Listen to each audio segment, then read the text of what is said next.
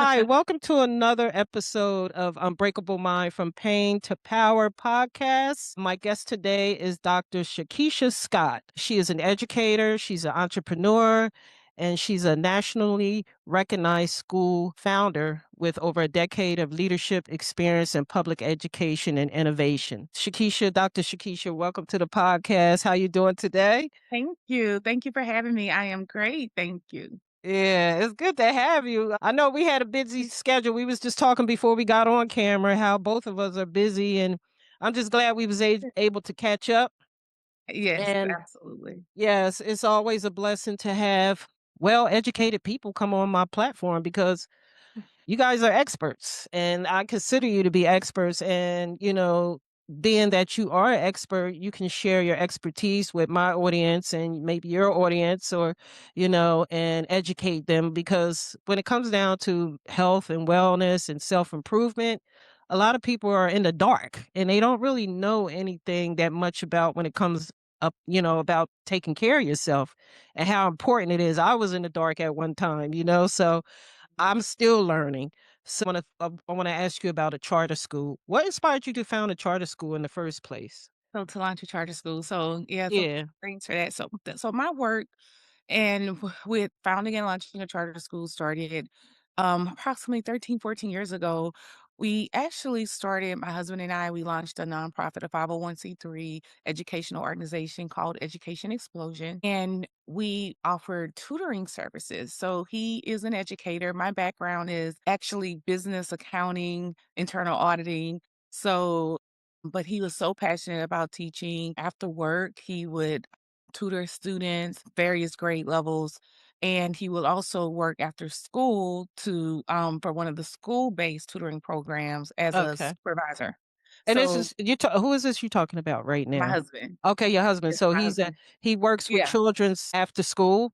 Well, back Oh, then. So okay, okay, he's a okay. certified teacher and teacher leader. So that led into the formation of an educational nonprofit organization, which was very successful. We grew that into becoming a state authorized tutoring provider. Then we added summer programs to it. We were one of the fastest growing enrichment programs and academic programs in our state in just 2 years' time. And then Mm, we to do more. We saw where the community, particularly the community where I grew up, was the school district was declining and they were trapped in that district because that district had become independent of the larger school district once it broke off. But after it broke off, it started declining. And the children that lived in that community did not have other options. So that's when we looked into how can we provide other options for the children in this community that are high quality, that gives families choice. It also can spark creative innovation for the district to help and partner to be able to eventually get their school district back on track to the successful district that it used to be. So now that led what to the oh, I'm formation. sorry, go ahead. What I wanted to ask you, what district are you in and what district and school district are you talking about that you So wanted to? so the district was based in Louisiana. It's a local in East Baton Rouge Parish. And in East Baton Rouge Parish, there's a various school districts. So back then, East Baton Rouge Parish used to be one large school district, even with the little cities or counties in some places, as they call them, were under that umbrella. So you have the city of Baker, city of Zachary, Central, and one by one, they started to break away and form their own school district because they already had their own mayor in town. So they wanted to have their own school district as well, so they just started breaking away one by one. The others succeeded with their own school district, but Baker, they did not seem to be able to make that work as far as academic excellence or the expectations of where they once were. Mhm. So at that point, because public schools are organized by zip code as far as determining where a child attends school, the kids in that community were forced to attend that school district, even though it was a failing school district. Back then in 2012, 2013, charter schools were very new to a lot of people in the community. They didn't really understand it, know what it was, because we didn't have a lot of them. Of course, they were popular in New Orleans after Katrina, but New Orleans was still considered a world away from Baton Rouge. So I was able to bring the first charter school to Baker, Louisiana, back in Wow. launched in 2014. We Wow. I was able to lead the construction of a brand new 40,000 square foot state-of-the-art school facility to the very first year when we launched the school, which Wow. had not been done in over 30 years at that time. So, it was very transformative to the community, and it has become, under my leadership, one of the highest performing schools, not only in our state of Louisiana, but also was nationally recognized in the country by US News and World Report as a best charter school as well as best public school for the state of Louisiana. So we have made a lot of gains and impact, and that's the name of the school, Impact Charter School, from that initiative that I led and brought to my community. Wow. That's amazing. Congratulations, by the way. Thank thank You you, thank you you. know, it's good to have people who are passionate about improving other people's lives. Kudos to you and your husband.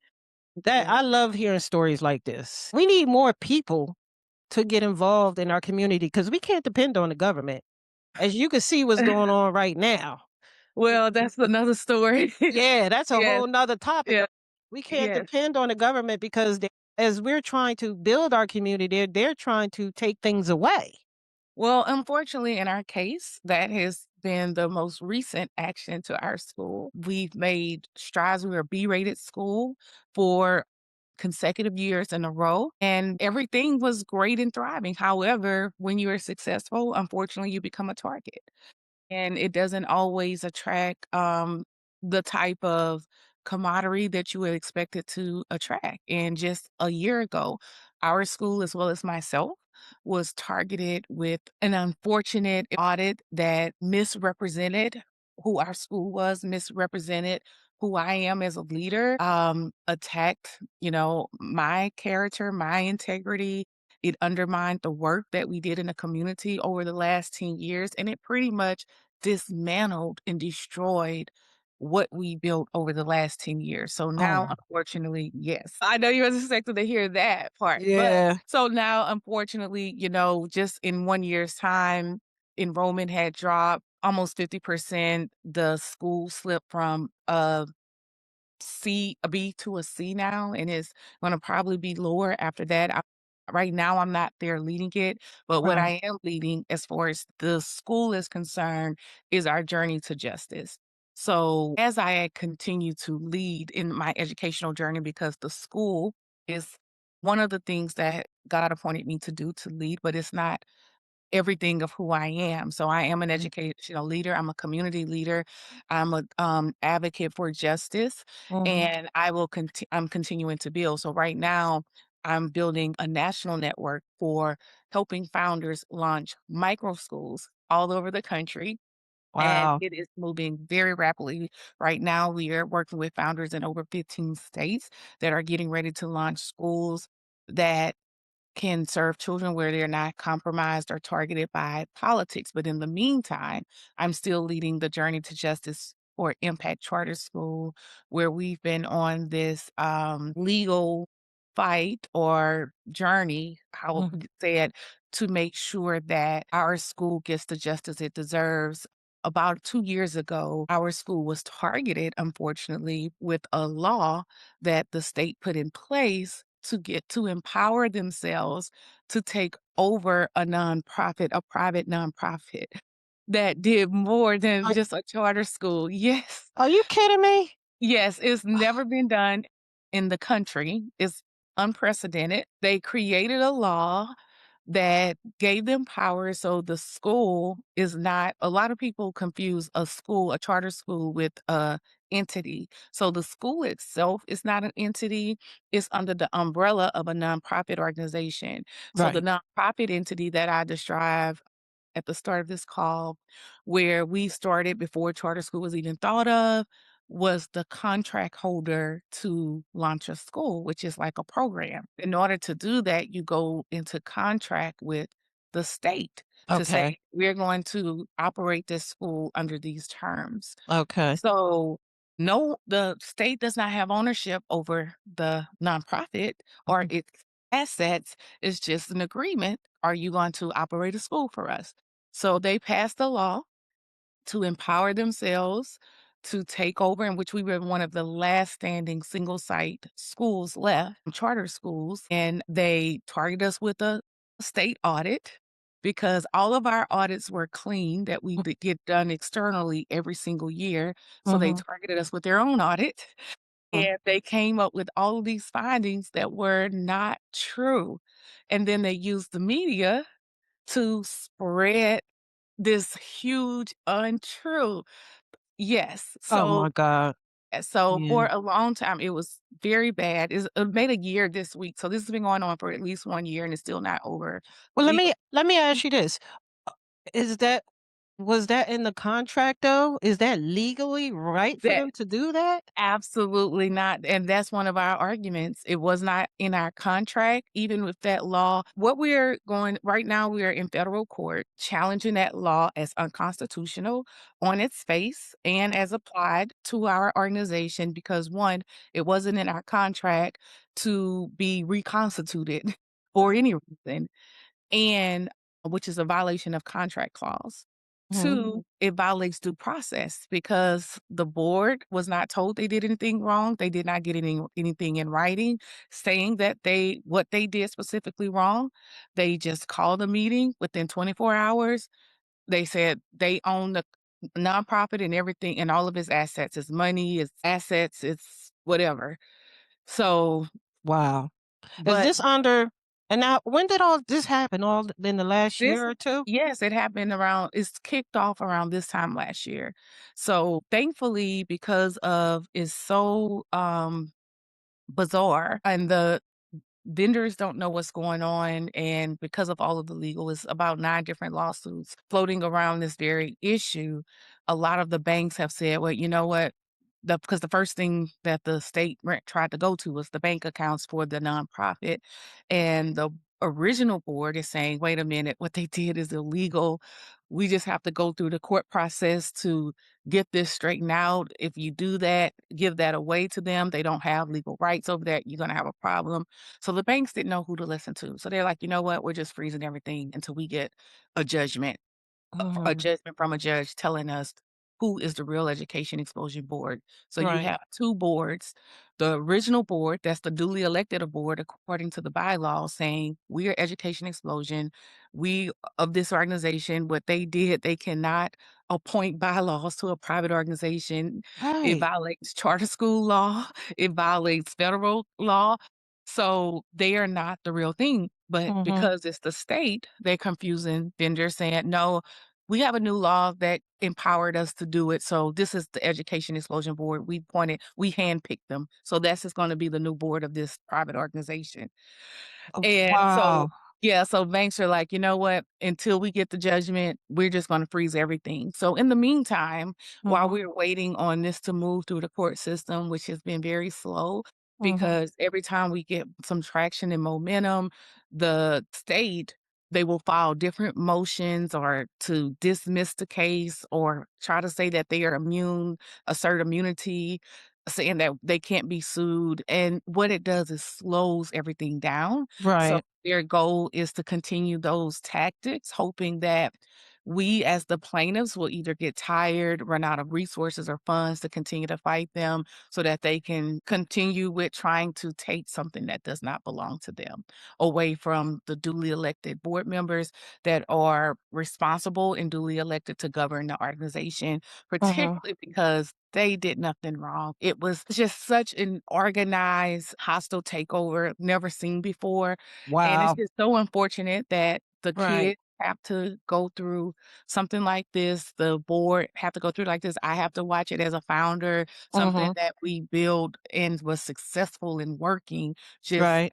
totally dismantled the building that we built for the kids, the brand new 40,000 square foot building that I talked about, because our foundation owns the building, owns the real Mhm. estate.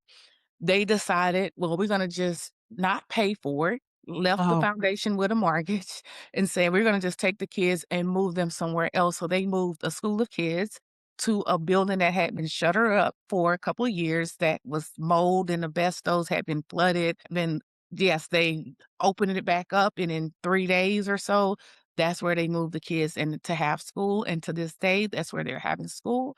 And our newly built building that's only 11 years old is just now deteriorating. oh my god, that's terrible. Yeah. Let me ask you something. Mhm. It must be Republicans running your area, is it? Yes. I figured that. I figured it had to be Republicans. 'Cause you know Yeah. they trying to take over everything right now. I'm just trying to keep it real. They trying to it's sad what's going on right now with this Trump administration. Because basically that's where it all stems from the top and then it works its way down. Yes. And it's that's part of their way of trying to keep kids in the Black community being educated. You know, they wanna Yes. find different ways that they could just come in and just how you gonna just come on and take over a nonprofit organization, something you did not even build, you That's know? what I've been saying for the longest, like, That's crazy. that I've does never heard more of than that. just a charter school. Like, those organization only had a contract with the Mhm, state to operate a charter school. They had mhm, nothing to do with the other programs that the organization run, but you just came and take over a whole entire organization, including the programs that you had nothing to do with. And how did a law that is bizarre as that was able to get passed and no one questioned it? It mm, just went through with lightning speed.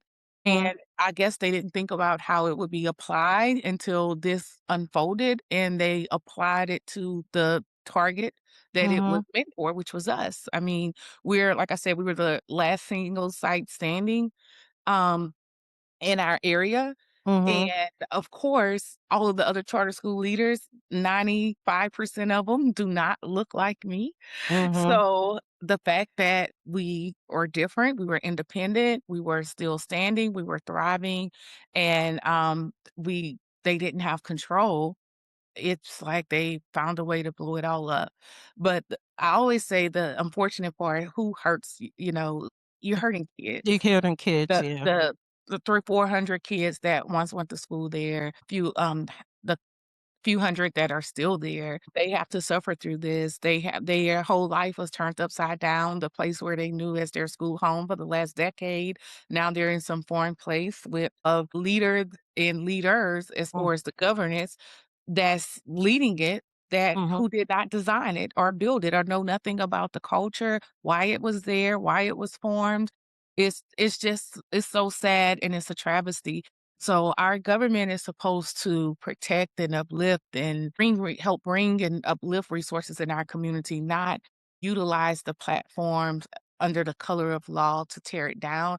And mm, that has been one of the most eye-opening things in this process, to see how I used to be under the impression I was wise enough to know everything runs on policy, in which and that's from my internal auditing background. I was right. a believer of you follow the rules, you do what you're supposed to do, you have your check Mhm, and balances, you'll be fine. You don't have to worry about all of the other things. But this has taught me you can do everything perfectly, and if and the still political forces, if they want to destroy it, mhm, and destroy your name, your image, and everything you work hard for, to use your media power and your political power to tear down a person, their character, their integrity, or attempt to in the public eye, mhm, then it's so sad and don't care who's at the expense of. Is at the mm, expense of Black children. mm, So that has been a lot just going through this process. The thing is, a lot of people ask like, "Wow, how can you do it? I don't know if I could do it with you," being your name dragged in the media as a thief or a fraud or this or whatever they wanna make up and try to characterize you as. Because I know who I am, I know the truth. I know that no matter what you say or what you explain, people are gonna wanna believe what they wanna believe, but at the end of the day, time always tell. mm, And here we go a year later. I mean, all of the claims that you made, all of the things you tried to do is still not done. The only thing has been done was disruption, destruction, and something that was once working and thriving destroyed, but the attempts to steal and take and destroy, none of those things have worked.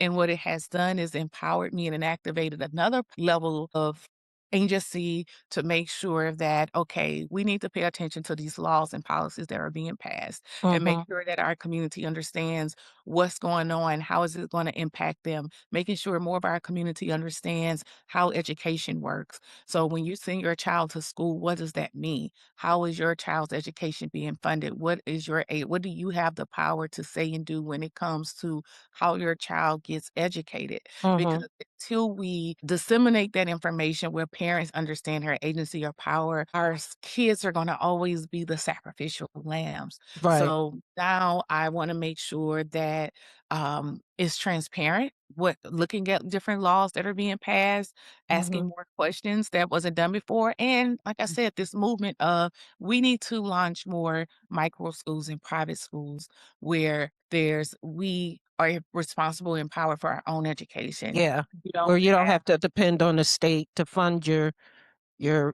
because they have the power to take funding away, that makes it hard for you. well, take funding away, disrupt it, even if you're a parent. Right. You sending your child to school, if that a lot of families that they were forced with this decision and they had no say. So Right. overnight, their children were moved from a new school building that they knew and loved to one that was they were wondering if the air quality is good. And Mhm. they told parents, well, if you don't like it, find another school. Now, but what does that do to the child? Right. Where are you gonna take them in the middle of the school year? Are they gonna Right. have to make new friends? They're gonna have to get a new teacher. They're gonna have to start all over. Mhm. That's enough to turn someone's life upside down. So Mhm. multiply that times 300 or 400, the number of kids that affected. Is just not right. It's inconsiderate. And the fact that we've been fighting this justice journey for a year now, it shouldn't even take this long over something that was clearly illegal, but we have to spend this type of money, this type of time to bring light and justice to correct wrong to make it right because it's still no guarantee. It's Right. still no guarantee to of how it will end. Oh my God, that's terrible. And as you can see, it's sad. I'm sorry to hear that because as I turn on the news every once in a while and I see how this new administration is destroying not only what you guys built in this nonprofit organization for these kids, but it's sad to see this happening all over the country now, where these are your mayor and your governor. These are Republican. Your mayor are they Oh, Republican? you're asking? Yeah. Yes, the governor is Mm. Republican. Louisiana is a red state. Mhm. The mayor of the small city, he's Democrat. But Mhm. what you find is they get in line and do what the higher ups tell them to do Yeah. because they wanna hold on to whatever little Their power job. they believe they have. Mhm. So, it's unfortunate because who's the voice? Who Right. is the advocate to Right. make sure that we as constituents, the children get what they need, stand Right. in the gap and say, "Okay, I'm not going to allow this." So, it's a lot to change, beyond just party line. I think that when it comes to parties, it determines how certain policies get passed, what get passed, but I think, again, it's leadership. Certain leadership empowers others to believe they can do whatever they want, and Mhm. who's going to stop them? And when you have that mentality, that's when it gets a bit dangerous. Local races are even more important than your national races because your local officials are who's pretty much controlling the policies where you live day to day and what you're going to have to experience day to day. However, they are empowered by the leadership as a country, but Mhm. that's not who's directly doing this, but it's an effect Under to the leadership. yeah, Yeah. of we can Mm. do whatever we want and who's going to stop us. It's one of those things, like I said, it's been a learning curve. It's still a work in progress, and I just think my job is to continue on that journey of justice. God chose me for this, despite this initiative, to make sure that what has been done gets corrected some type of way and is bigger than me. It's bigger than me. It's unprecedented. It is, you wouldn't believe something like this will happen in a million years where a Yeah. government will take over a private company or a private corporation and think they and get a group of people to help them do it. As if Yeah. nothing is wrong. Yeah. So, as bizarre as it seems, it's very real, is what is Yeah. happening, and you will think, "Why isn't anybody talking about this? Why isn't it Yeah. louder?" And it's because I think it's so complex, a lot of people don't understand what's happening. That's what it is. A lot of people just don't understand what's happening. Not only, I mean, we see it on a bigger level when it comes up to the government because it's being, Mhm. we see it all over the news. But when it comes down to local levels and communities, is so I'm glad you're on this platform so you can expose what's going on right now, you Yeah, know? Because basically, from what I'm seeing on the top level when it comes to this president and his administration, how it affects, it just trickles down to to the local level and how they're just basically just taking over everything. They're cutting programs, they're making things hard for people, average working class people, and they're doing it with our taking our tax. We're paying taxes for this stuff. You know right. what I'm saying? And one of the things we experience, yet to the fact that they forget they're public officials. You are the same rules you want to hold everyone else to, you're not following. You're Right. a public official, which means you have to operate with transparency. The same thing you try to falsely allege I did not do, which we did. But Mhm. now let's look at the records. Let's pull it all out. So since you want to put it all on the table, let's pull it all out. So now you see there we're asking them to put it all out, let's pull all the records out. They asking for protective orders to protect them from not having to produce the records. So, Mhm. um, So they have no evidence whatsoever of no wrongdoing on your end, but they they're have holding things up. mhm. And it's taken how long now? You said a year? It's It's been been it's been a year. It's been a year. okay, And so this it sounds like because they're holding it up is because they don't have any proof of anything that you're doing wrong. yeah, they try to and criminalize me, saying that if you it was alleged that millions of dollars were I can't even remember it. It was so bizarre. Mhm. But to this day, no proof of anything. Everything was legal above board, but they know the average citizen is not going to understand Mhm. how business works, the justification of those transactions, which is why they weaponize the situation with the media, with the audit, all to accomplish this task. So, in order to come and see something, you have to have a justified reason. When you Right. don't have one, you either make it up and use the media to distribute that facade, and that's powerful. When you Yeah. have news outlets, Yeah. national news outlets, paper, print, saying Mhm. one thing and it's happening so fast. I Right. just think that we've been able to still be standing a year later is because God has a plan bigger than what we understand. He's using this situation to do something bigger. I don't know what it is just yet, but that's what I believe because I just can't understand why something like this can happen, has happened. Everybody's not alarm up in arms about it, and it's been able to, and we're still going to court about it. It should be Mhm. black and white, like, oh my God, this is illegal, reverse. But that has not been the case because now you have to fight not just what's right, but you have to fight the corruptness of the they own the judges as far as Yeah. telling them to stay in line or Mhm. the different state agencies, like, they all stick together to Mhm. it's harder to fight when Yeah. you're fighting that type of you Power, whole basically. system. Yeah. Mhm. You and that's what it is. You're fighting the whole system. And this is crazy. I'm upset just hearing you telling me this, because like you said, this affects the kids. Yes. It's like it's traumatizing. You go from one It's thing, you know what I'm saying, to another thing, to a good situation, to a bad situation. Yeah, and it's traumatizing to these it's kids. it's very traumatizing. I mean, it is crazy because no one is asking, like, "Wait a minute, that was a B school. Wait a minute, they had perfect financial audits by the same people who did this audit for Mhm, 10 years." No one's puzzled how all of a sudden this is come to be or why it happened so fast, why they tried to seize it so fast, or why you alleging 50 crimes and none of them has materialized or proven to this day. mhm, So, no one seems to I'm not gonna say no one because this no one can seem conclusive. There are people who ask questions, and a lot of time I think people are waking up, mm, see, but it should be at a greater heightened urgency point to where people are like, "Wait a minute, we need to look at how democracy is formed at this right. point. Make sure something like this don't ever happen again," because if that's the case, no one is safe.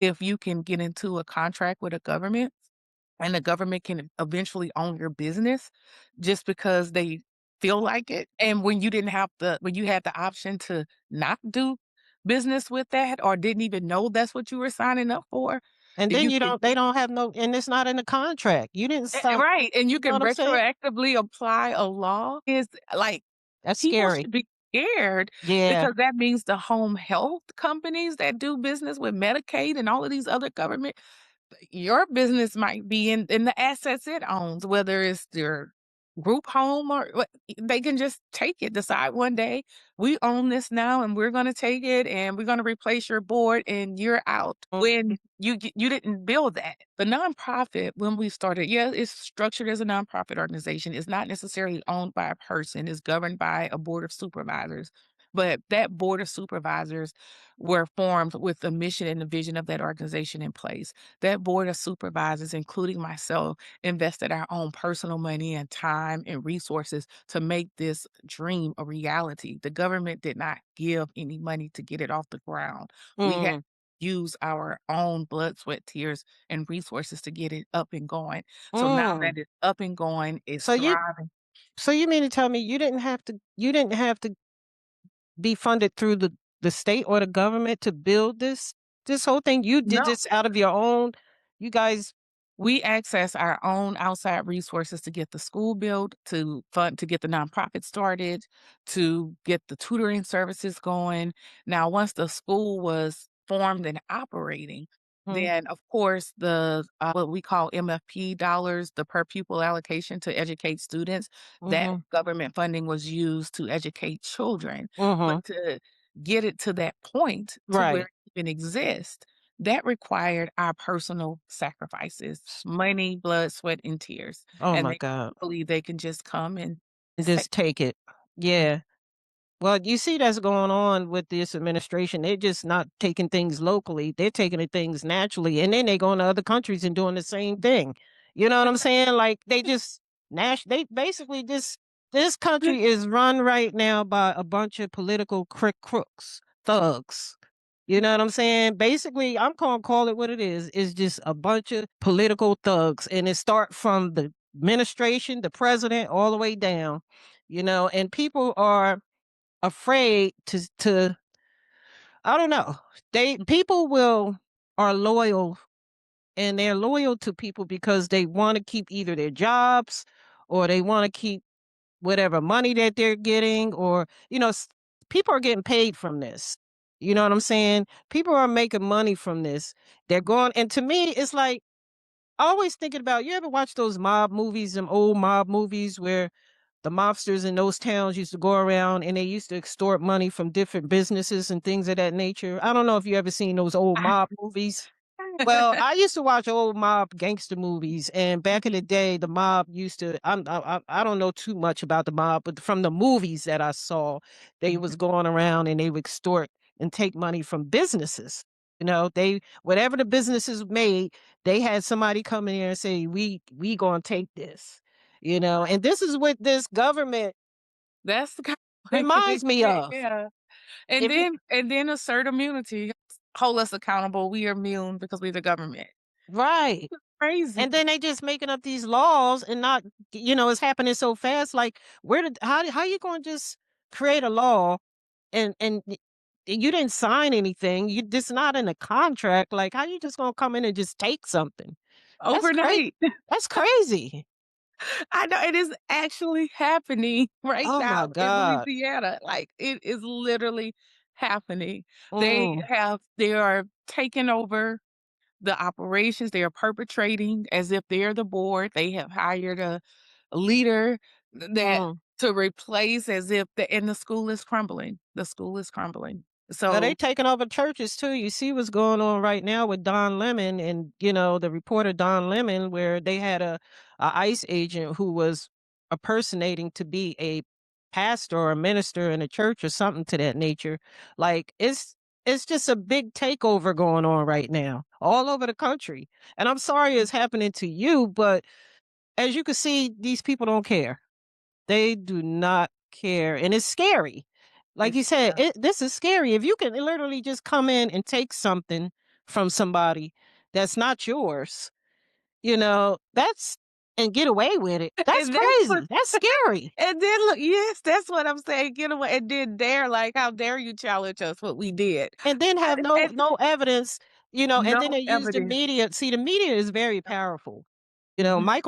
Malcolm X said that the most dangerous, I can't remember the quote that he said exactly, but he said that the media was the most powerful entity in the world. They have the power to build you up and the power to tear you down. And That's that's what they true. use. They use the media to Mhm. their advantage. But Exactly. they don't want the media to have anything bad to say about them, you Exactly. know? You Yeah, know. you hit the nail on the head. I mean, Yeah. the one who controls the media controls the mind. Mhm. Mhm.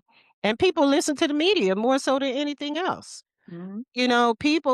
People don't research things no more. Exactly. You know what I'm saying? So you ain't gonna get the real truth behind what's going on because people are only they listen to things on the surface. People don't do research no And more. especially if it gets too difficult, if they see it, they put enough visuals up there, Right. they're convinced that it's true. Whether they get away with it or not as far as totally harming a person, what the damage and the destruction you cause, they are betting on, well, they're not gonna be able to come back from that anyway because we did enough damage whether our plan worked or not. So, Right. you have to that's why I love the title of your book, Unbreakable Mind, you to go through something like that and this and to be, exercised on such a national level and your Mm, state level as well and be mischaracterized and misunderstood as something you know that is not true, mm. you have to have an unbreakable mind. I mean, it's definitely not You for do. it challenges mentally even the strong, but you have to have that mental strength to understand and know that it's bigger than you. It's going to time will tell the level of impact that's going to come out of it, but it's like that pain into power. So yeah, Mm, showed the lesson, you can do everything perfect and follow all the rules, but it doesn't mean that you won't become a target, that you won't become attacked. I believe God will take that and use it for something bigger. Okay, mm, you attack this one school, now we about to put up 1,000 more.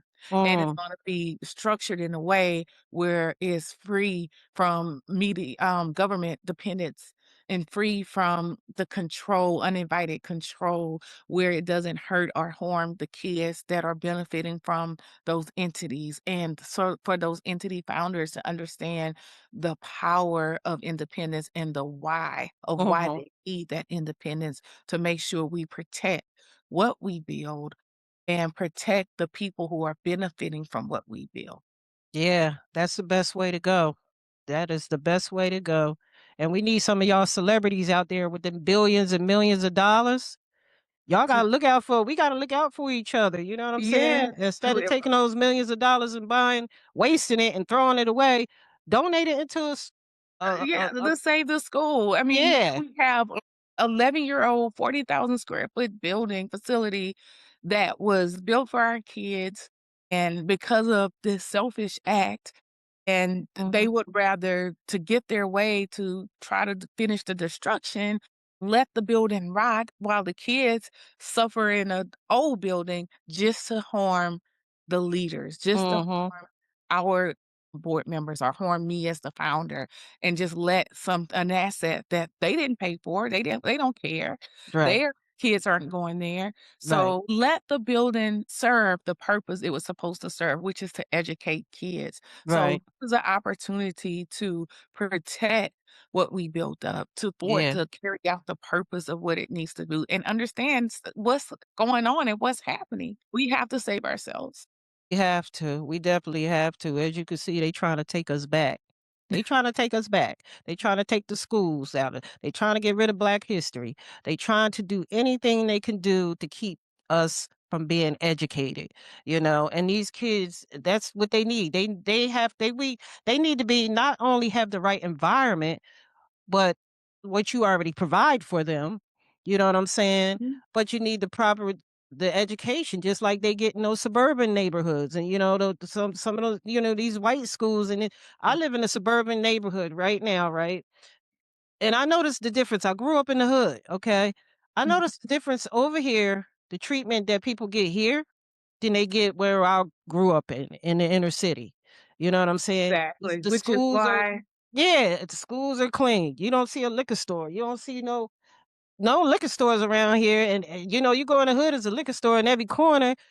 So they do things in the inner city to keep us from growing. Mentally, physically, and now spiritually. As you can know, they raid in churches and things of that nature. Now it's like it's scary right now. The times that we're living in. It is very really scary. is. It's It is really unreal. it's unreal. It is really unreal. I never thought that I would live to see anything that's the stuff that's going on now. I never thought I would live to see any of this stuff. Well, I never even thought this stuff would ever happen because we supposed to be going forward, not backwards. It's 2025. Exactly, There's no way in the way we should be going backwards and this is where this administration is trying to do. They're trying to take yeah. us back.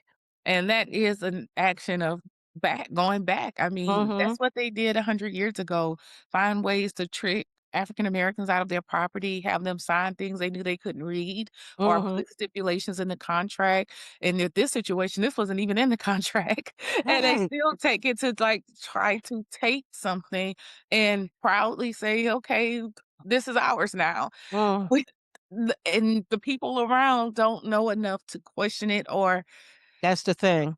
yeah. Yeah. People don't understand what's really going on, the root of everything. This is why we have to be educated in politics too, because at one point I didn't know anything about politics. And then I started reading and started getting more involved in politics because politics affects the things that we do. We have to, different companies and corporations and nonprofit businesses and things of that nature, they depend on the funding that comes from supposed to come from the government. As you can see, all the funding is being taken away from everything, all these programs, all these housing programs, and now health insurance. Like it's scary out here right now today. It is really scary and they're getting away with it. That's the scariest thing. Like how could you I don't know. I get upset when it comes down to this stuff because it's just, it just makes you angry to see that these people are allowed to get away with this, you Yeah, know? and I mean, and it's not over. It's not over until God says it's over. I mean, that's Yeah. the good news. I say we're still standing. We're still Yeah. fighting. Things are looking up. Every day it gets better. You just have that unknown. You don't know when it's going to end. You don't Yeah. know or what that looks like. Right. So we just have to keep fighting and standing up for what's right because it's such a big deal. Yeah. And to make sure that they don't succeed with something like this, because if they do, right, it will set the precedent. Everything else of what type of power a government has over a citizen, over a business entities, to be able to just take something with no recourse, with no constitutional protection, or regardless of the constitutional protections, Right. just do it.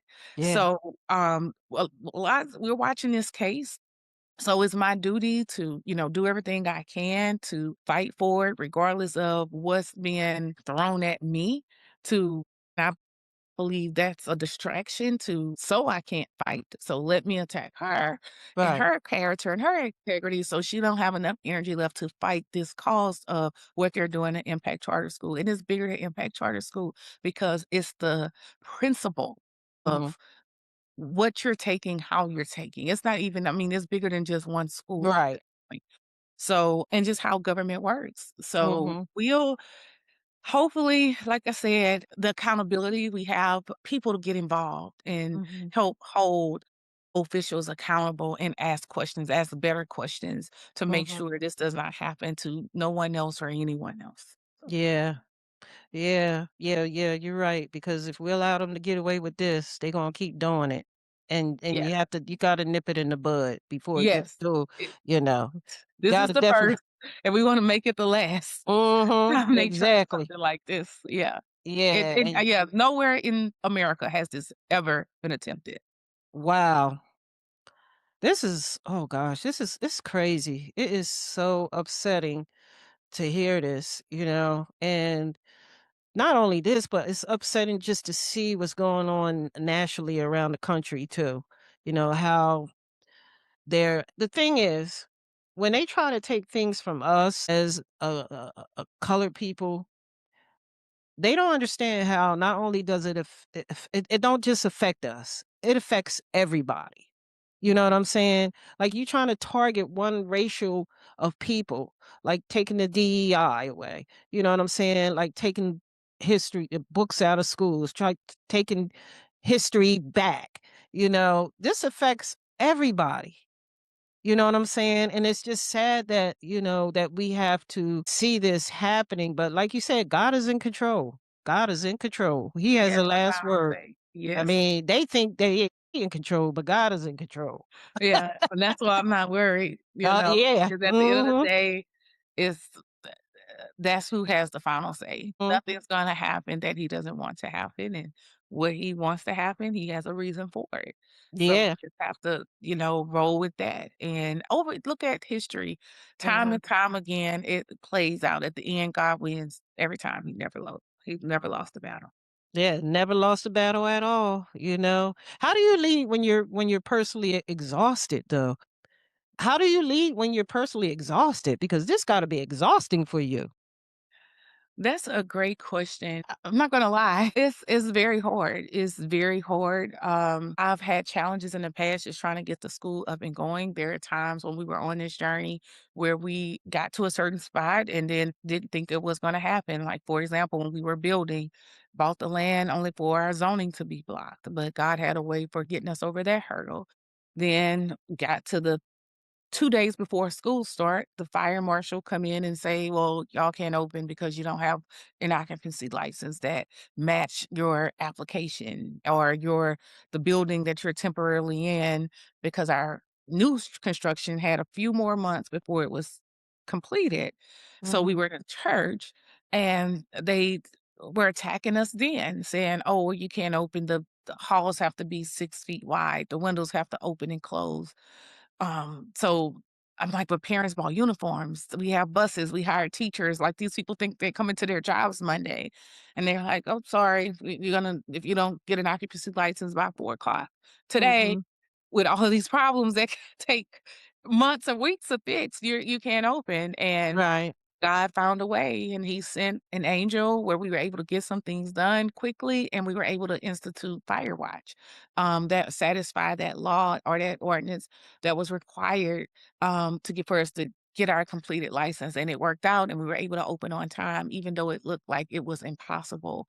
So, Mhm. those are 2 examples where of multiple experiences that I've had just through this whole school process of things that have come up that looked impossible, and God miraculously made a way, which tells me this is what's supposed to happen. This school was Mhm. supposed to be here for a reason.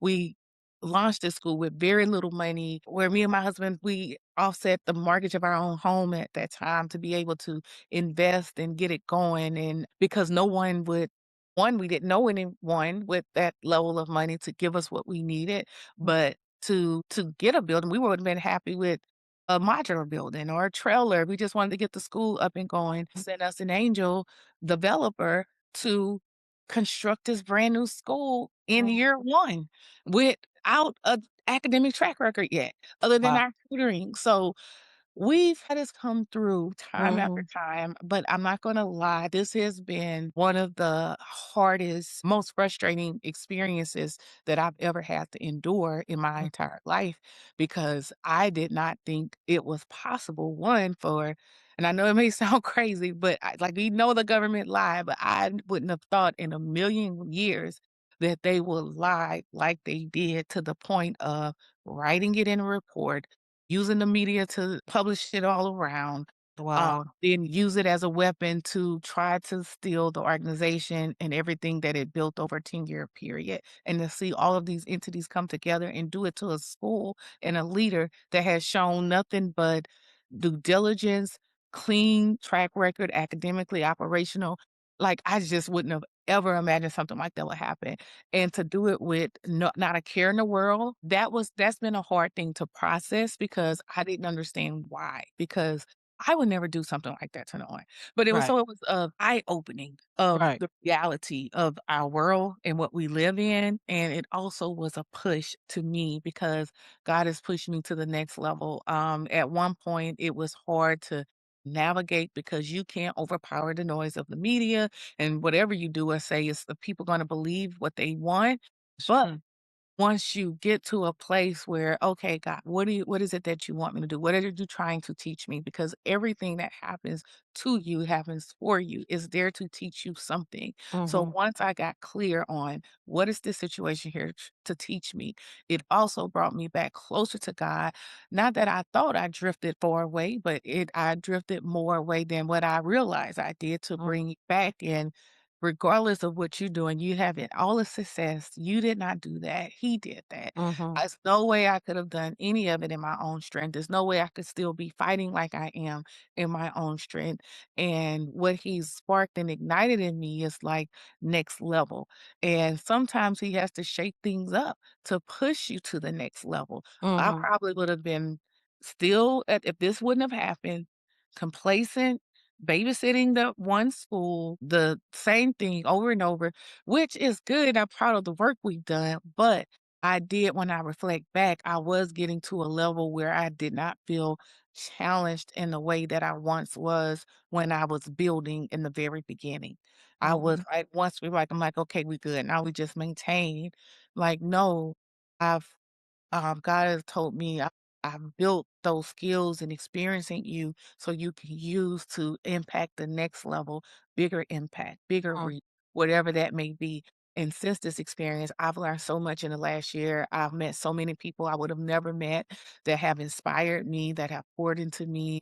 Other leaders, when I see how they lead and what they've led, that they've had similar experiences and stories that you just I would have never known about because when you are a leader, it's lonely at the top. You don't Mm. have like 100 people to talk to that can relate to what you go through day to day. I mean, you're the firefighter. You're always putting out fires to where everybody's depending on you, taking, and you don't realize that's happening because you Mm. get up the next day, you do it all over again. You But caught that, up in it. Yeah. yeah, and but Mhm. that's what a leader, Yeah. does, but Mhm. not, and you miss that point of knowing that you as a leader, you also have to keep evolving. You also have to keep challenging yourself. That's what and it has sparked my creative energy and my innovative mindset that I had not seen since for like 12 years since we got started, like that exciting. So what I'm building now with these other founders, it's so exciting. It's like my happy place. It reminded me of the years when I first started the school. Like, I didn't know how it was gonna happen, but I saw the building blocks piece by piece, and that was giving Mhm. me life. That was giving me exciting, like, "Oh my god, it's building, it's coming, I see the impact." And that's what I'm designed to do. I'm a builder, I make impact, I blaze trails. And when you get things going, if you stay in the same spot too long, you get complacent and you miss that. So if I'm responsible of deciding whether I do something or not, or to the next level and things are comfortable, sometimes God does have to intervene and say, let me find, you're not going to remove yourself or shake yourself to the next level. Let me do it for you. And sometimes does take extreme measures like this to wake you up, and then to see the reality of it's okay to trust Mhm. people, but you have to realize what you're up against and what you're doing and how governments work. Because Mhm. even though you understand policy, because I love policy, I had thought that, but I was kind of naive at one point under the understanding or thought process, I'll say that so in 2019, I did run for, political office thinking, "Oh, okay, I know if Bessie could" that's our, state education board, or change or adjust certain policies, like, I've already run in a successful school, but if I had a seat at the table to shape these policies, just imagine what all schools could do, but they wouldn't know that these things need to change because they're not running the day to day. So I'm thinking, oh, like we're in high school city council. You just fill out an application, run for whatever office seat you want, and you Mhm. get to have a seat at the table and do it doesn't work that way. They have Mhm. a group of people that control or believe they control who gets in these seats.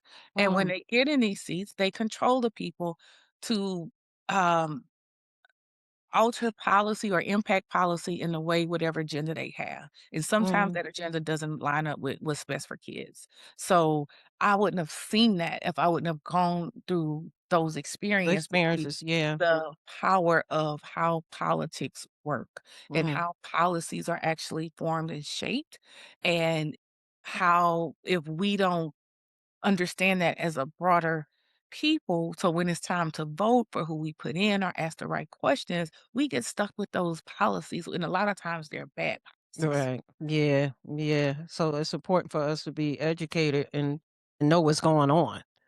You know? Right. Yeah, if not, we're gonna be left in the dark, and I think that's one of the biggest problems is the fact of we have a lack of education when it comes down to politics, and it's I can't say they don't care, it's just more so just not aware of what's going on. Well, and I'll give you an example Yes. is a It's lot of times of who we're voting for. yeah, So what I'm learning about or what I've learned, I'll say, or observe, I'll say that instead. okay. A lot of times the people who have the most funding behind them ends up getting the seat. Why? Because the more funding you have behind you as a candidate, the more visibility you have. And remember what we just said about the media. The media controls the mind. So the more you're able to position certain candidates in at a high frequency, the numbers just work out that way. That's who's going to be elected. So in order for candidates to be elected, they have to find some money from somewhere to be able to get that level of visibility. Right. Now the people with the money have, "Well, we'll help you, but we wanna be able to keep having the money, so you need to vote for things that line up with their ability to be able to keep having whatever money they have." Mhm. So, they get elected, but they're not elected by the people, they're elected by really the people with the money, Right. because that's who controlled the visibility. In the you go back to the public, they're looking at, "Oh, we elected my neighbor, my cousin, and he's one of us," and when not Yeah. understanding really he's not as far Right. as that seat goes because he has other people he has to be have allegiance to. So Yeah. when it comes to making decisions, those votes and those policy decisions don't necessarily benefit the people The in the people in community that you represent.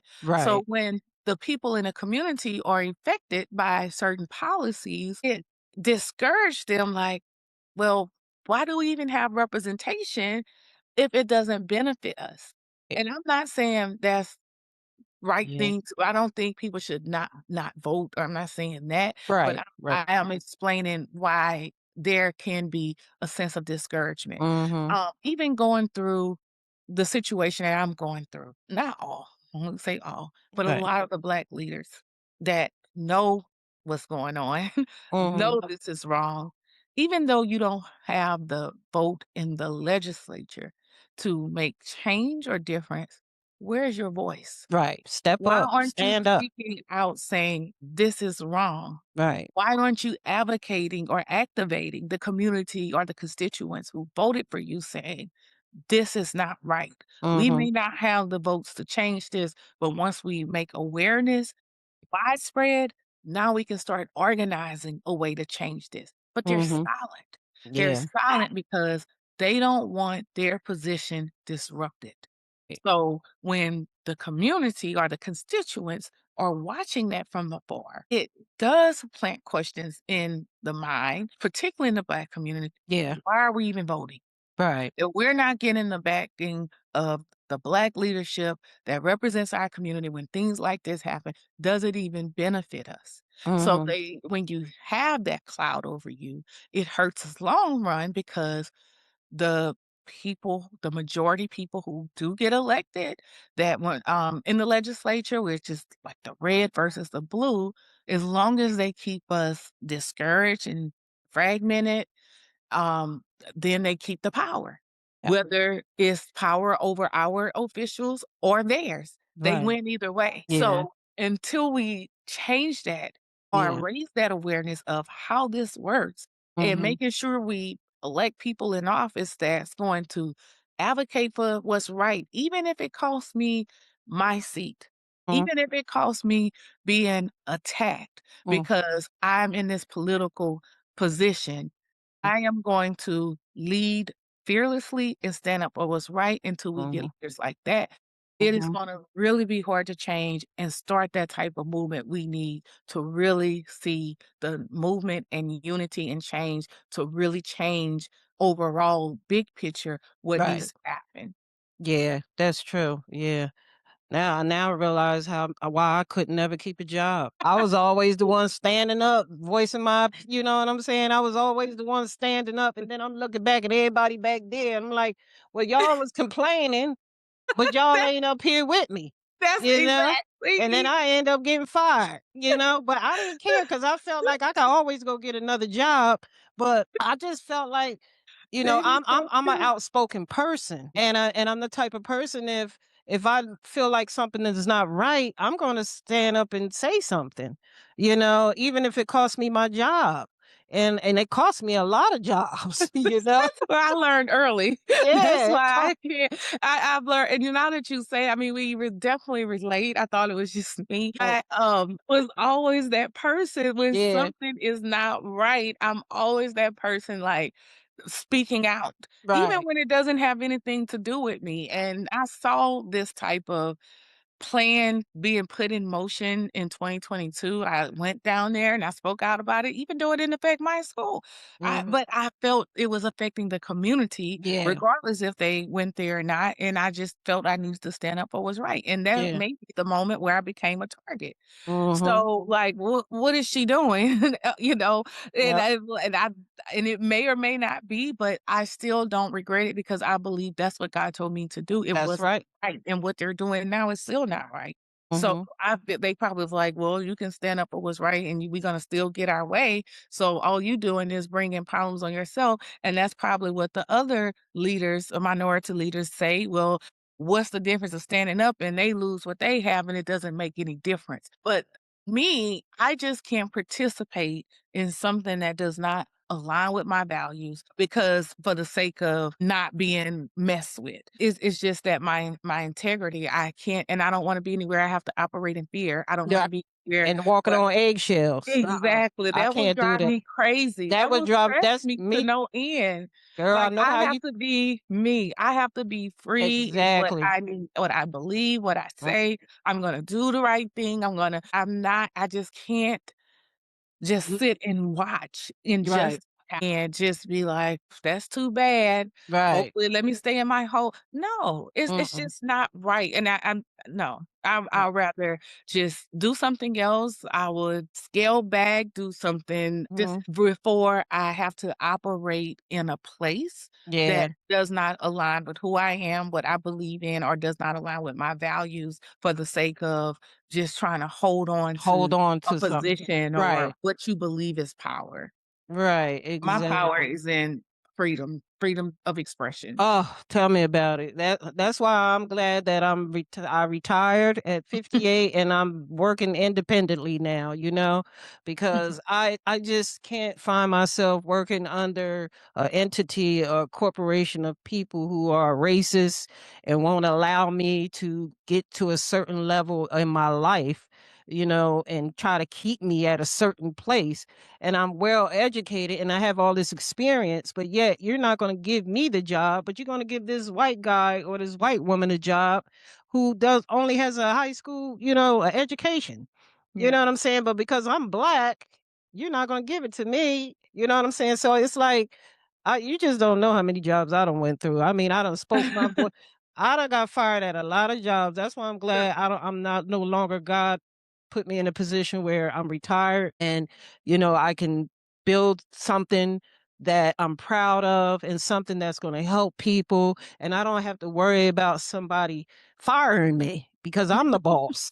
You know what I'm saying? Exactly. That Yeah. happened once to me. I'm like, no one else will ever have that type of power. I mean, like I said, I will go with less and be able to use my gifts and create. And I believe that's what God wants me to do, use my gifts to create, to lead. Yeah. And I've done it more than once. So one specific entity or activity or project doesn't define who I am.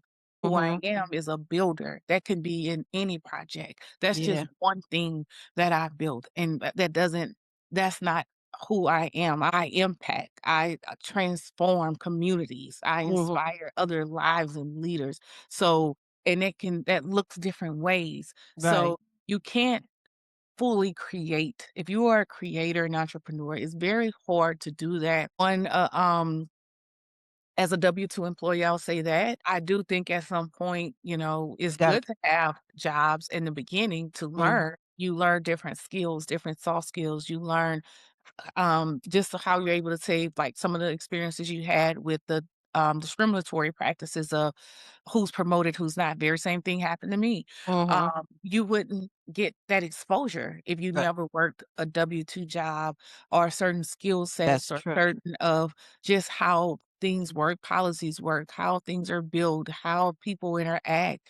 Because even as an entrepreneur, and you have your own, even though you're the boss, now you're the boss of people who are on your W-2 job as Mm. force, but they're working for you. You have to know how to manage that. You have Mhm. to know how to energize people to get them to want to come work for you, or as an entrepreneur, what you're trying to build will Mhm. collapse. So Mhm.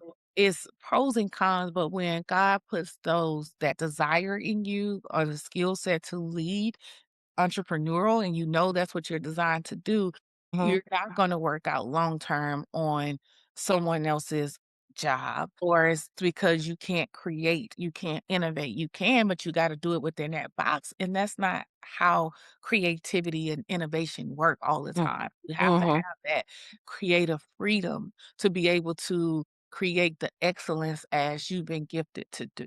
That is so true. I'm telling you, and I'm learning that as being an independent person who's building something. I'm not, I just feel like I just rely on God. What I'm saying, I'm at the point now in my life where I just feel like I'm not going to stress myself out about anything. If it's for me, it's for me. If it's not, it's not. And I'm going to keep my faith and I'm going to rely on God. I'm going to do what God wants me to do as far as serving and having, like you said, having an impact on other people's lives, but not stress myself out along the way. Mhm. Because it could be stressful, especially when you don't have the big machine and the powerful backing behind you, but I don't want to have it to where I have to sacrifice my soul to gain, Right. this big. And Yeah. yeah, and I mean, it Yeah. goes back to the scripture. He is in me is greater than he is in the world. Everything that I've built over time in my adult life has been without this big machine. I Mhm. mean, that's how I can say with confidence, God is bigger than any That's big machine. that's I'm right. get with Girl, say that again. I've been Woo! like his machines are gonna run circles around what they think is a big machine. Mhm. I mean, like, look where I'm at now, the fact that I'm still standing. I mean, I'm up against the whole government, the governor's office, the attorney general, the Bessie, Board of Elementary Supervisors, all of these government entities that are sticking together Mhm. to carry this out. But yet we're still standing because God is fighting Yeah. this battle of injustice. Mm. So look at me being able to launch and build from the ground up a Mhm. 40,000 square foot school, went from $0 to build to over $6.5 million that year in less than a year to build a school out of nowhere. I didn't have a big machine. The big machines I thought I needed to go to said no, but he Right. sent his own big machine directly See? to me to be able to partner and do a project like that. Mhm. So, what you're supposed to do, God is going to send the resources and the people that you need to be able to make it happen. And Mhm. the fact of how much I've been able to accomplish tells me right there, it's not about the size and the big machine. It's Mhm. about I'm going to eventually send what I need, who I need to be able to accomplish the mission that He set out for to do. Mm. So it's just a matter of your earlier question, how do you stay the course? How do you have to be mentally disciplined enough that when things get tough, when Mhm. look impossible, even on those days where you're down and you're like, "You know what? Forget it, they can have it." You don't stay there. You Mm. pick yourself up. You might be down for a day, but then you get back right up. And I And had days like that, I'll tell you. oh, yeah, we all have days like that, and it's like when we get Yeah. there, you always send something happens or like Mhm. to get you back right, like, get back up, get back in the game so you don't stay there, you back Mhm. on it. And just imagine if you would've quit. You Mhm. know, the people who win are the people who don't quit, and Mm. that's the difference. A lot of people quit, and a lot of people quit right when it's about to get good. So I you heard that a couple of times. Somebody ooh, now I'm hearing it from you Yeah, because I and it's tough. it It's is tough tough. because sometimes when you at that point, you like, "I done done everything I can do. I done Mhm. exhausted every effort," and that probably is true. Especially But when it people trying to tear you down, you know what I'm saying? That's when it gets tough and you be like you be wanting to give up, you know what I'm saying? But then you feel like, "Nah," you might have that day where you be like, should I keep doing this or should I just go on and drive out into the sun and just go on vacation and just vacation for the rest of my life? Or should I just keep doing what I but see that passion that you have for it what don't you're let you. doing, it won't let you. It don't Like, let you. Yeah. yeah, it'd be times where I just be want to say, you know what? I really don't even have to do this, you know? And should I be doing this? Because I could just go off and just vacation every other month right now if I wanted to, but it's just this passion I have for what I'm doing. This all sparked, I'm breaking generational curses in my family. And it all started from my struggles. You know what I'm saying? And it's like, I got to keep going, you know? It's that inside fire, like, cause you do get those days. It's much easier to do that. Like, I don't have to do this. Like, I was helping them, Right. Right. but it don't because that's what you were passionate about. Mm-hmm. It's something that's gonna bring you right to it. You're gonna think of a strategy, you're gonna think of an idea that Mm-hmm. brings right back to, "Well, let me try this. Let me try this. Let me do this." Mm-hmm. And and that's what keeps you fueled. That's what a lot of people, if you let people get in your head, that's why, moments That's like why I got the unbreakable mind from pain to power. yes, you I, have to it's a moment of isolation, it's a yep. moment of like, you have to get close to God, you have to, get your mind right, or else you would let people talk you off a ledge or make you feel Mm-hmm. discouraged, like, you might I've had people ask, like, "Why you fighting that hard?" Like, I'll just say, "Forget it." They don't understand the people that say that, they don't understand it. They don't, because if Yeah. you've never built anything and Right. long or hard or work for something over time. If you have, you're not gonna just let somebody just come and just unjustly, unfairly just say, "Here." Even Mm-hmm. if you don't even wanna go back to it. It's Mm-hmm. just the principle. That's the difference between when you talk about resilience. I mean, it's easy for anybody to quit. And Mhm, my thing is, look, time gotta pass anyway. So, if you have the resources to and the mental capacity and the guidance and direction, keep mm, going. If that's what you're told to do, then do it. When mm, it's time to pivot or say, "You know what? I've done it," God is gonna let you know. mm, And if it's time to pivot and walk away, it's fine. That don't mean it's not gonna come back around. He's gonna right. find a way to bring it back around, but you have to know deep inside, are you doing this out of convenience because it's easy, Mm, or you're doing it because you were really told, "Okay, I need you to, go do this now. I need you to mhm, put a pin on that, don't look back, and go do this. Mm, And you, in order to know which path to take, you have to be really in tuned with God to know what is He telling you to do. that's true. So, you And you it's got and it's tough. a lot of lonely you gotta be alone a lot of times. I Yeah. know for me, like, I have to be by myself in order for me to focus, in order for me to think. I gotta stop I don't I got to the point where I stopped consuming so much of social media and, because you could run into a lot of distraction on there, and it's just like, you really have to be in a real zone and be focused on what God wants you to do. You know what I'm I saying? Yes, you said a Oh, mouthful. People don't oh, understand the power of isolation. Some people yeah. take it as, "You shouldn't isolate yourself, you need to be around people, you're gonna be depressed." No, I'm Not not. if you That's building something, and they probably ain't building nothing, but if you building something, you gotta be by yourself. You said that so beautifully. Because I'm Like, experiencing that now because people be like, "Man, you always by yourself." Look, I done been through my partying and hanging out and hanging around, going to all this and doing that. Those days is behind me. I done everything that people are doing, they don't understand. I've already done that. I'm in a different season of my life right now. I'm building something that's gonna I want to leave a legacy behind for my grandchildren, my great great great. It's this is all personal for me, so I have to be in a zone. This is the reason why the podcast came about. This is the reason why the book came about. This is the reason why the children book is coming about. This is the reason why I'm getting ready to start touring. And, because there's a legacy. This is, I don't want the generation behind me to go through struggling with the mental depressions and things that I had to struggle with. I had these are curses that I'm breaking right now. right. So people don't understand if you're building something, you have to be by yourself. You said it so, and You maybe that's why I'm yeah. like that. When you're so right. You have to Mhm. be in isolation. That's when I'm most creative. Yeah, That's me when I'm the too. most innovative. That's when Mhm. I'm the most strategic. Like, they don't even understand. Like, if you'd have done better, like, leaving me busy trying to hurt me than isolating me to try to hurt me, because that's when I become the sharpest. That's when I Yep. become the most creative, Mhm. the most it's like I'm not just to clap back or anything like Right. that, but it's to come back even bigger as far as the impact. Right. So now I'm sure, like, because now I know 10 times more than what I did 10 years ago. Right. So, and technology has advanced 10 times better than it was 10 years ago. Oh, With that and the yes. isolation and the focus, oh, just watch what I'm about to build. And if Oh, this wouldn't have happened, I wouldn't have been here. So right. really, it's done.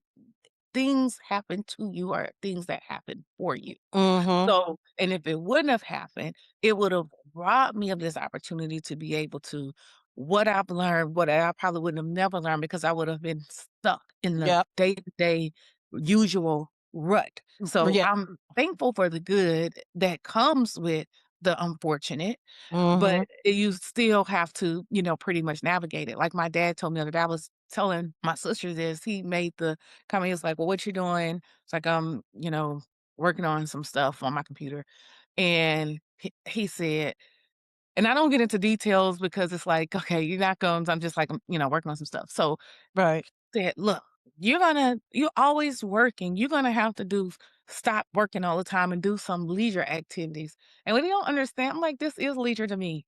This Right. is fun to me. I love Yes. building. I love creating. I am a creative person. I am Right. a visual creative. I am a Do musical you ever creative." find those days where you just can't wait to get home to get into your creativity? Because I feel Oh, like that. Like a lot of times I feel better being in my office creating than being out there most of the time. You know what I'm saying? Because, like you said, this is where you get your excitement. This is where the passion comes from. And yes, I've already done put my life on hold for, like you said, I've already done. God put you in situations like that accident I had 4 years ago that I was talking to you about off camera. There was a purpose because I could have been killed that day. You know, so there's a purpose behind God saving my life. Because I said, let me tell you, when that accident happened, and I talk about it all the time, is that I didn't think I was going to survive.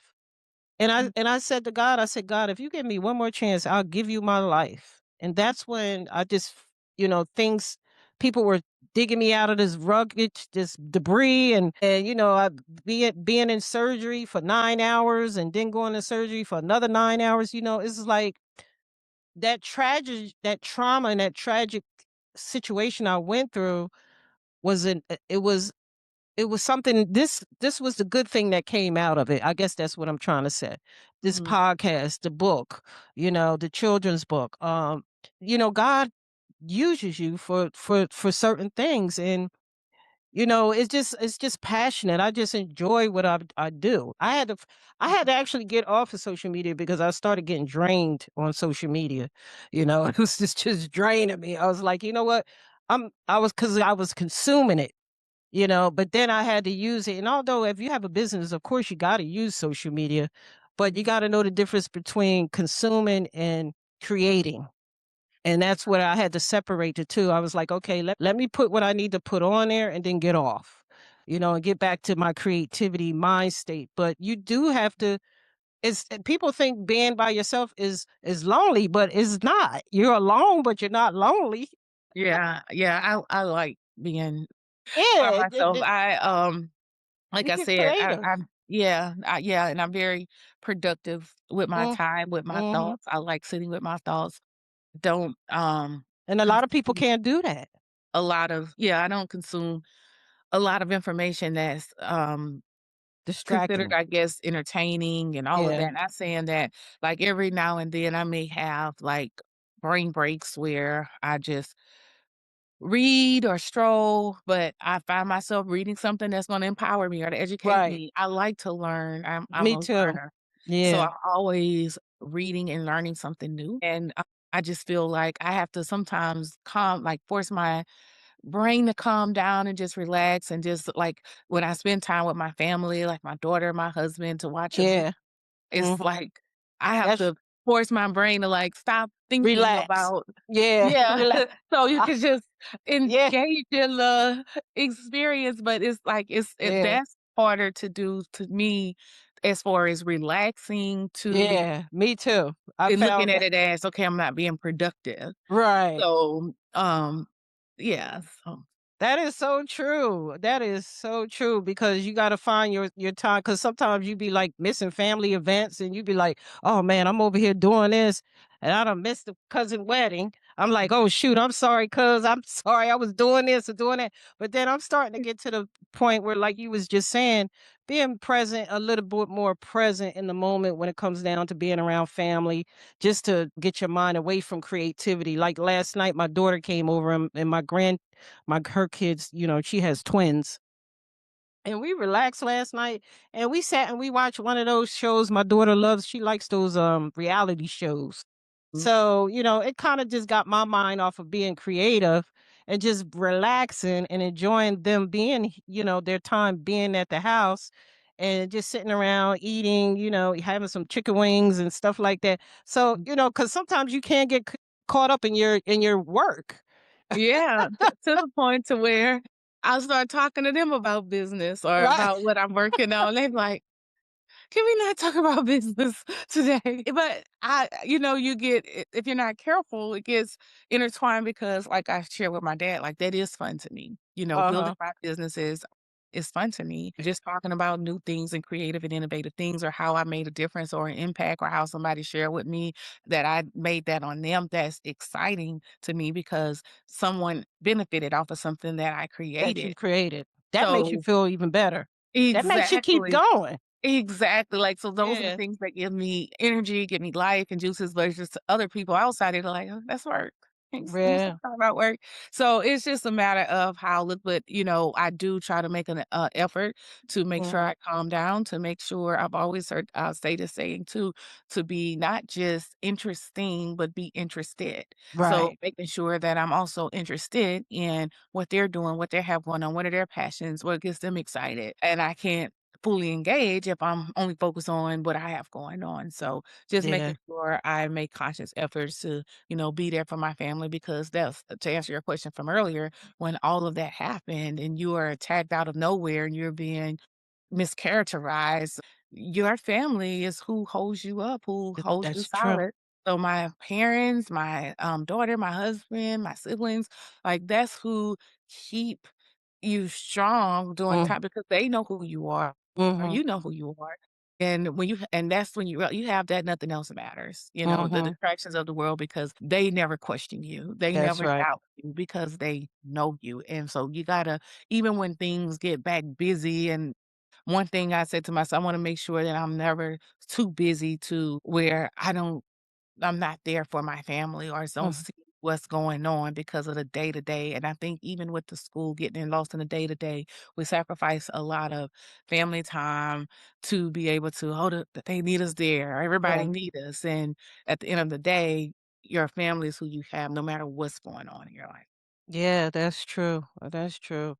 Child, we could talk for hours. I tell life. you, like, this was so interesting, and I'm glad you was able to come on, my platform and talk about this, and expose what's going on, because a lot of people don't understand what goes on when it comes to stuff that you're dealing with right now, being a doctor, a educated doctor, and building something, and then having somebody come in and just take it like it's theirs, you know and then like, "Look, where these people come from? Y'all just coming in, just snatching up stuff and no no no Unlawfully, co." like it's lawful. Yeah. Yeah, like, what the heck is going on here? Like, but like you said, at least you was able to come on my platform and let the truth be known what's going on, because this has gotta stop. And it's a good thing Yeah. that you are using your voice and try to nip this in the bud so it don't happen again, you Yeah. know?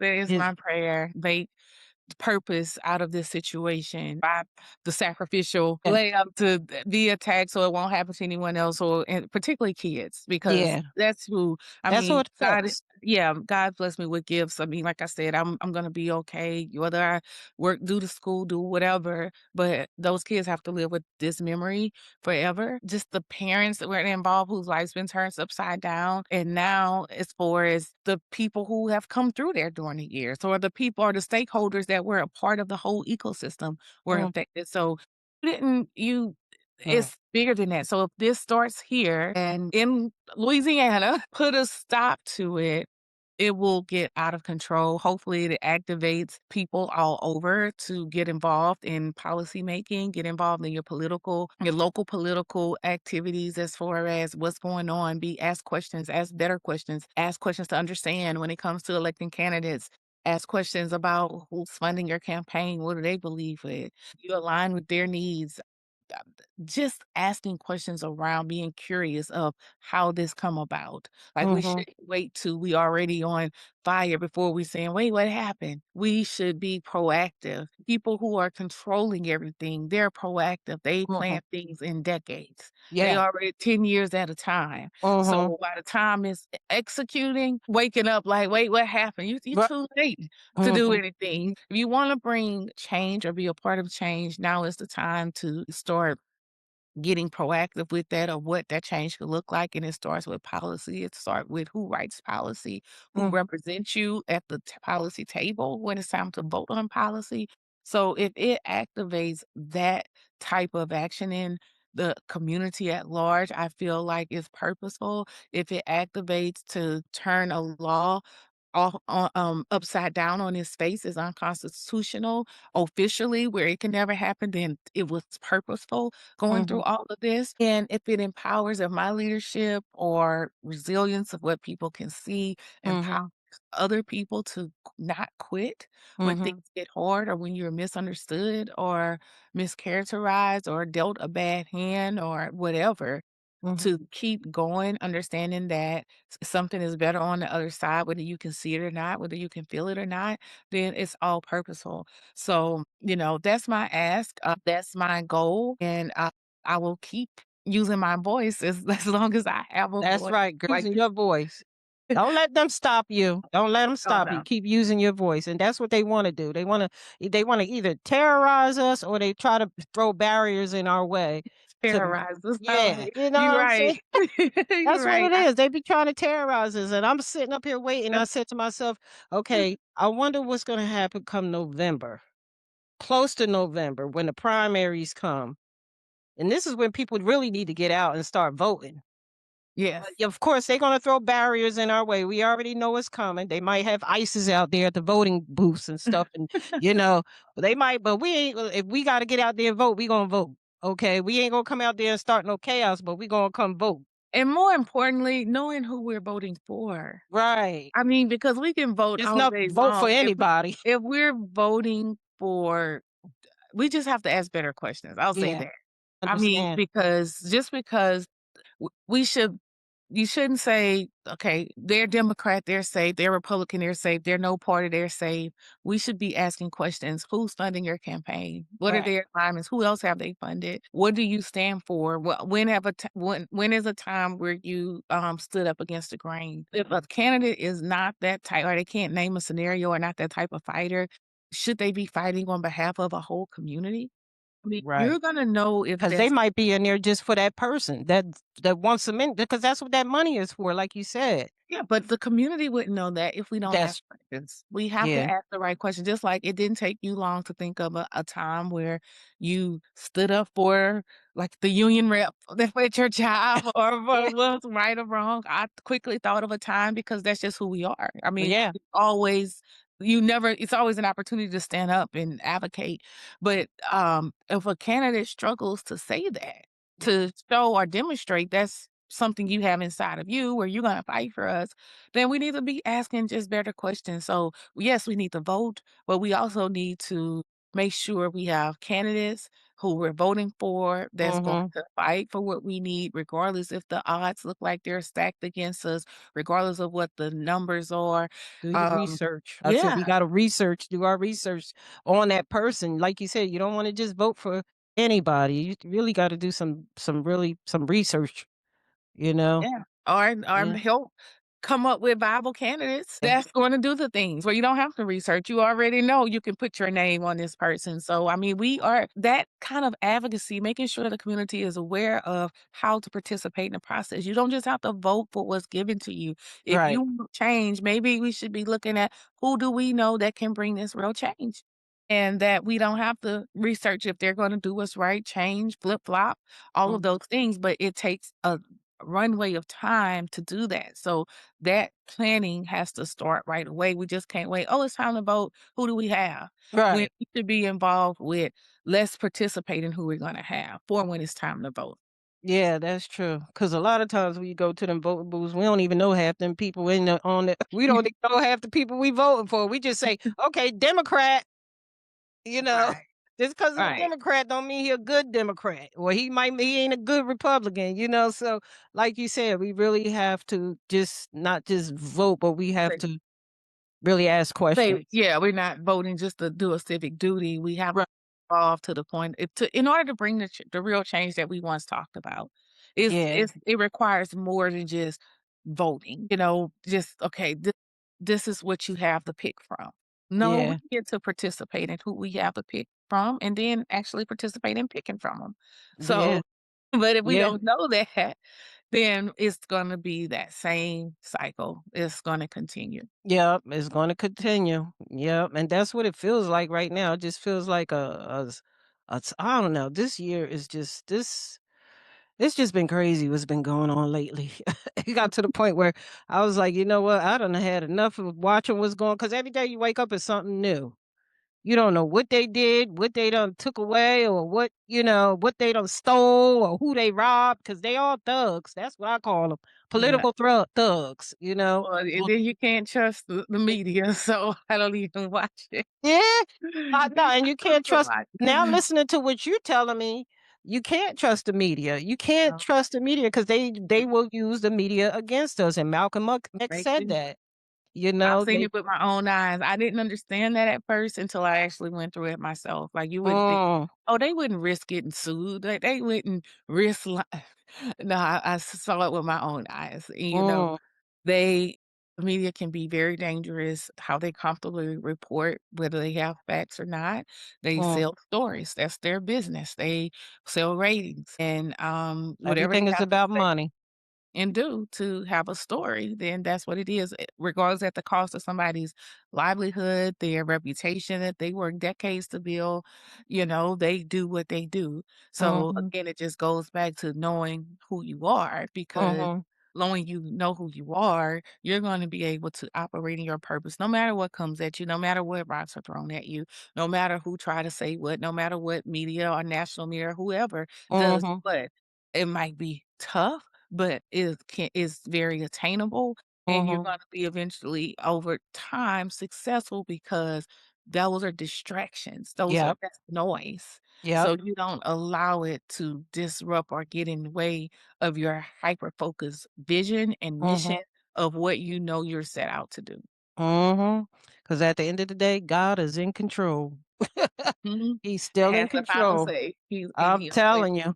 can. And Yeah. and that's who I lean on. I lean on God because He relaxes my mind. He relieves my mind and gives me comfort through His Word, and I let Him fight the battles and just stay focused on what I need to do because you will face a lot of distractions and people trying to tear you down and take things away and make it hard for you to get to do the things, and they don't understand that this is bigger than you. It's not just for you. This is for a whole generation of people.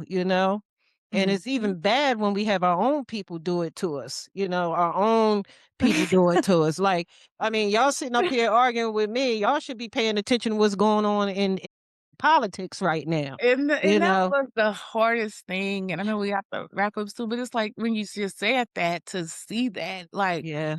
because the people that are the architects behind the destruction, they don't look like us. Hmm. However, the people who they get to carry it out and execute it does. Yeah. Wow. They hands stay clean. They use people look like us to do their dirty work, and Yep. sad part is they Yep. do it with a smile, and Yeah. a prideful smile. They're They happy. bold with And it too. I just don't understand. That part I still don't understand. Like, why are you proud of hurting a Your community own that looks people. like you? Yeah, your own And that's why Nicki Minaj, that's a whole nother story, but anyway, yeah, it's I've been through that too. I've been through that. You always got an Uncle Tom, a few of them somewhere, even on the jobs. I had to experience things when I was in the workforce, like, your own people see your own people throw you under the bus just so they could keep their job, or they could go back and snitch on you and find some dirt on you just so they can get a promotion. It's just sad, don't understand, and that's what we say, movements come when there's unity, and Yeah. there's power in unity. Yes. And long as there's, Separation. and fragmentation is Yep. the power weakens. Yeah. And it's hard to move any real change Mhm. without unity, like that part. When we can figure out how to crack that code to Mhm. stay unified regardless of the misrepresentations or the external noise that's Right. presented to us that's intended to divide. As soon as Mhm. we can figure that out, oh my god, just Yeah. imagine. I mean, the last big movement that was impactful that we can really remember happened, like, in the '50s. In the 50s. Yeah, Yeah. I mean, a long Which time which ago. was that? I thought you was gonna say the march at the Million Man. What was the Million Man March? I thought you was gonna say the Million Well, Man. that was more of a act. That I was mean, I don't wanna, be take specific. anything away from that. I mean, they Okay. did the Million Man March, it was great. But, like, the Montgomery bus movement, Oh, yeah. Yeah. the movement with Martin Luther King, Mhm. and just getting that type of massive following to organize and say, "Enough. We're Is not doing enough. that." That's what drove change to the change we Mhm. today. But Yep. we don't We don't we do that no haven't been more. able to get that because one thing they had back then that we don't have now, but you do see it in other communities, we don't have a leader like Like that a Martin Luther King or that we yeah. all gonna get behind. We need that one leader everybody's Mhm. all get behind, but when you look in the Hispanic community, they have a leader. The Native American community, they have a leader that they follow for their movements, or the Asian community where they stick together to be able to actually make whatever movement they're working on actually Mhm. happen. But we and for a long time, we haven't been able to successfully establish that, in my No, opinion, to we where to haven't. bring that real change, real movement where we can say enough to where it drives change in policy. Yeah, that is so true. Wow, this was so much so insightful. I've learned a Yes, this lot was good. just having you. I learned a lot having you on tonight. I really have. You Thank have been an you. eye opener to me. But like you said, when God has is building something, there's nobody can keep it down, you know? That's true. Nobody can Yes. touch it. I mean, when Mhm. you have that protection, no matter what, they just can't touch it. They're not it doesn't work. It don't. It don't at all. Well, Dr. Yeah. Shakisha Scott, this was a lovely conversation and it was a blessing having you on. Thank And we you. got to stay connected. I mean, being that you're in education and what I'm doing, maybe we can partner up later on and do some things. Maybe I could come out and share my literature with some of your students, things of that nature.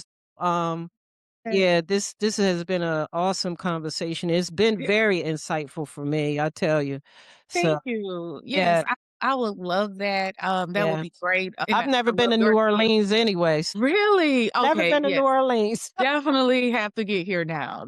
Yeah, Definitely. Right now it's Mardi Gras season. People from all over the world are down here now in Louisiana. But yeah. whatever time of the year you come, it's always a great treat uh, to visit. I mean, we do have great culture and food. We Mhm. just a little behind and Right. everything else. Right, So, right. but encourage everyone to let's keep in touch. You want to follow me on YouTube, Dr. Shakisha Scott on Okay, YouTube. My other social media handles, Start a Micro School or Shakisha Scott on Facebook. But okay. you Are and you I, on Instagram as well? Or yes. okay, So, yeah, Instagram, Shakisha Scott, or either Start a Micro School, which is our national micro school movement that we're doing. I'm very excited about, and yeah, and all of the things. So, and I would love to see, like I said, connected with you, mhm, your book tour. Let me know when that is happening, so okay. I can spread the word. So, thank you so much for having me. I really appreciate it. I enjoyed every minute.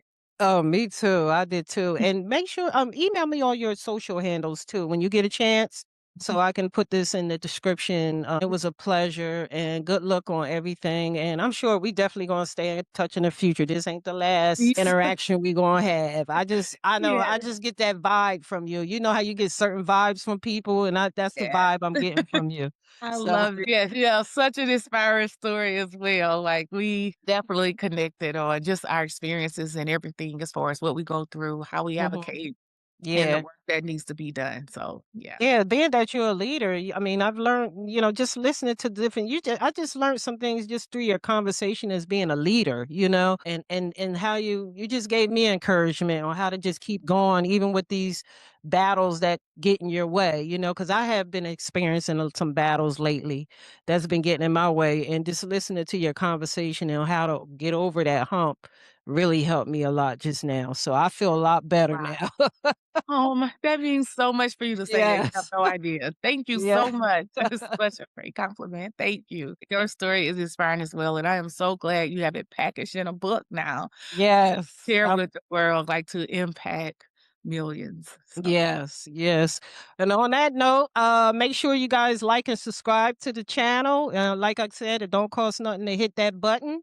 And we'll see you on the next episode. And you take care of yourself. And I can't wait to interact with you again, Dr. Shakisha. You take okay. care of yourself. Thank you. All right. Take care. Alright, bye. Bye bye.